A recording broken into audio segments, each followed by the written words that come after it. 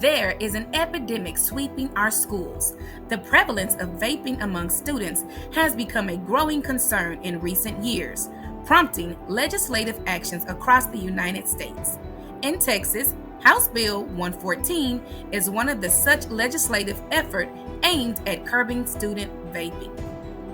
We are going to explore the potential pros and cons associated with House Bill 114, considering the broader implications of regulating vaping in educational settings. House Bill 114, an act relating to the possession, use, or delivery of marijuana or e-cigarettes on or near public school property or at certain school events, to be enacted by the legislature of the state of Texas. Section 1, Education Code, is amended to read as follows.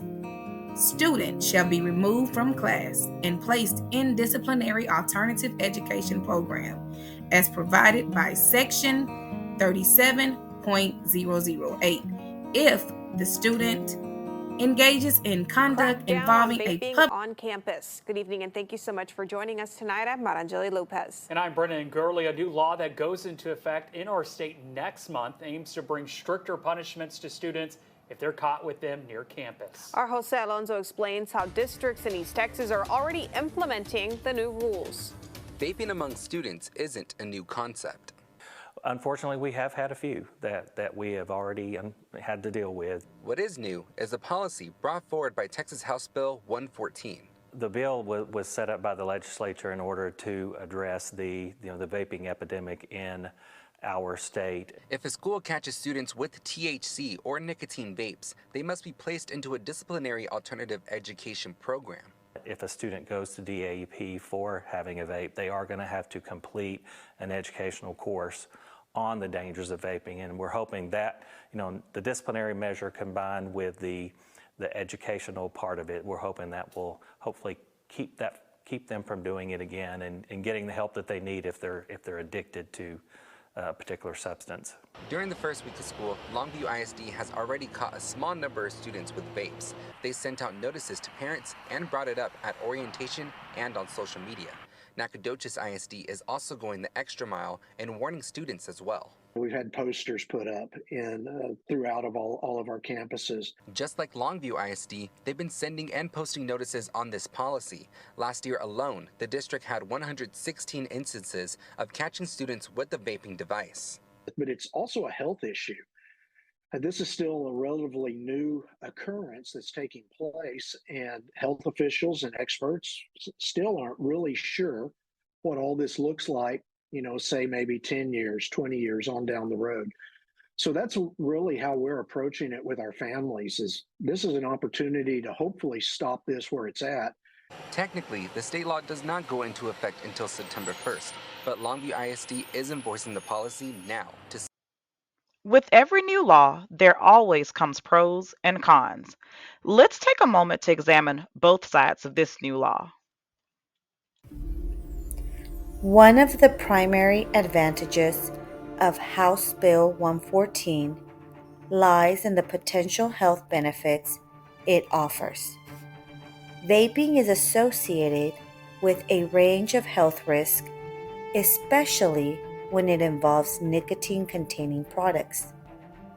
By implementing House Bill 114, we can significantly enhance public health. The legislation aims to reduce student exposure to harmful substances commonly found in vaping products, mitigating long-term health risks.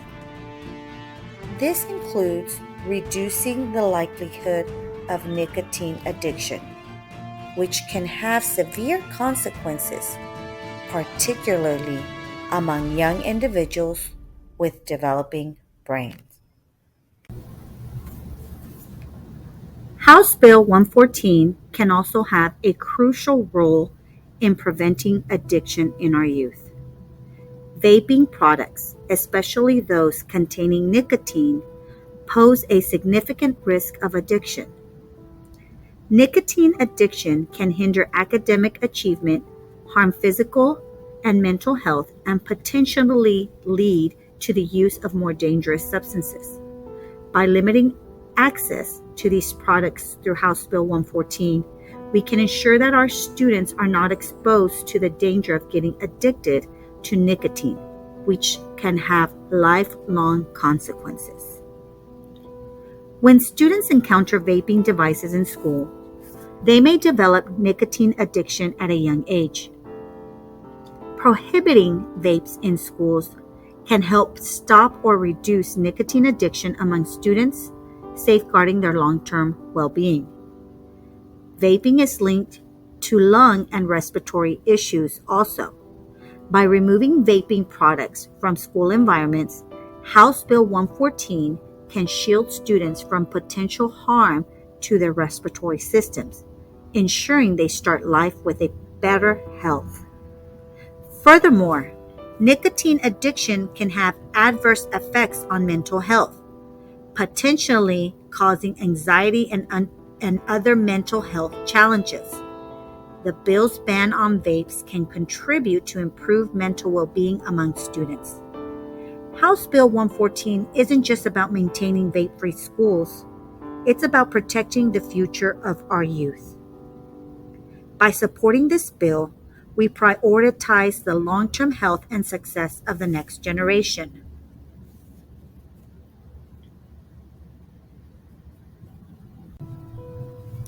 Let's consider the profound impact of vaping within our educational institutions.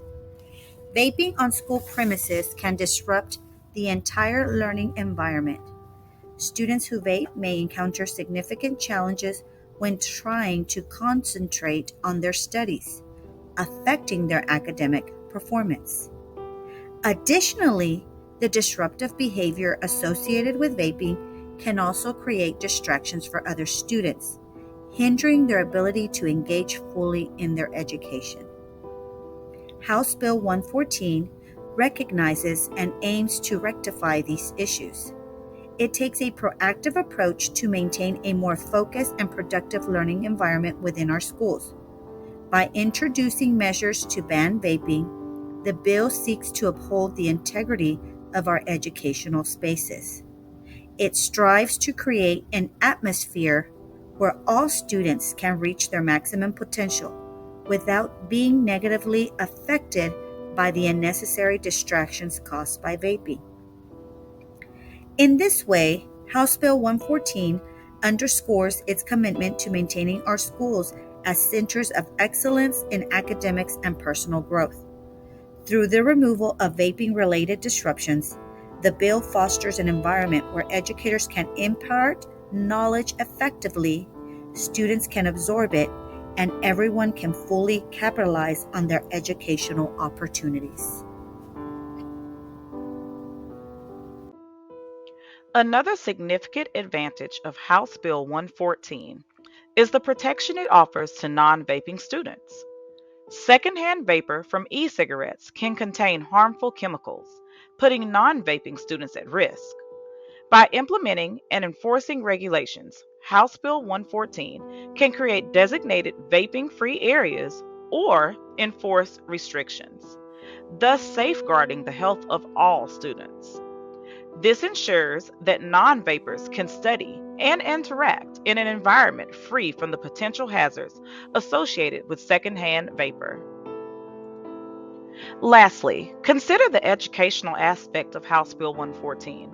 Legislation of this nature often comes with educational initiatives. These programs aim to raise awareness about the dangers of vaping and equip our students with knowledge to make informed decisions about their own well-being. House Bill 114 seeks not only to regulate, but also to educate, ensuring that our youth are well informed about the health risks associated with vaping. These educational resources empower our students to make healthier choices and take control of their own health. Challenges associated with House Bill 114. Enforcing vaping regulations within school environments can be a complex task. Students may employ creative methods to bypass restrictions, such as using discrete vaping devices, or engaging in off-campus vaping. These challenges place a significant burden on schools and administrators, requiring a considerable amount of resources and effort to effectively monitor and enforce the rules.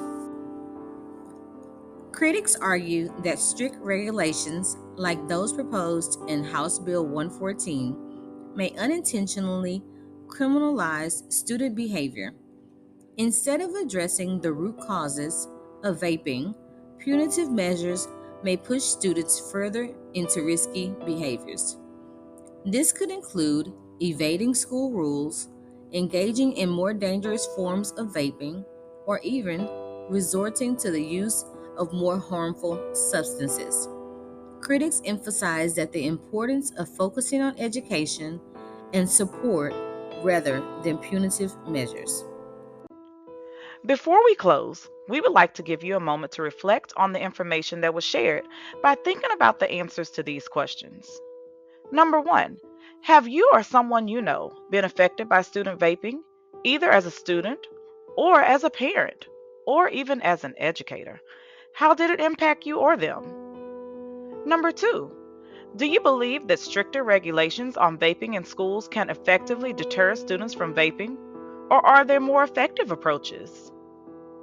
Number 3, in your opinion, where should the line be drawn between regulation and personal freedom when it comes to student vaping? And the very last question, what role should schools play in educating students about the risk of vaping?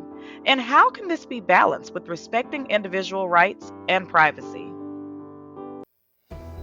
House Bill 114 in Texas represents a legislative effort to address the issue of student vaping, a concern that has implications for public health and education.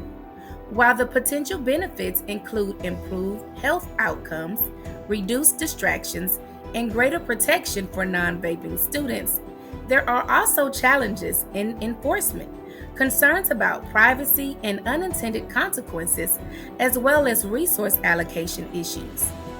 To evaluate the overall effectiveness of such legislation, it is essential to strike a balance between regulation and education, considering the evolving landscape of vaping among students and the specific provisions of the bill.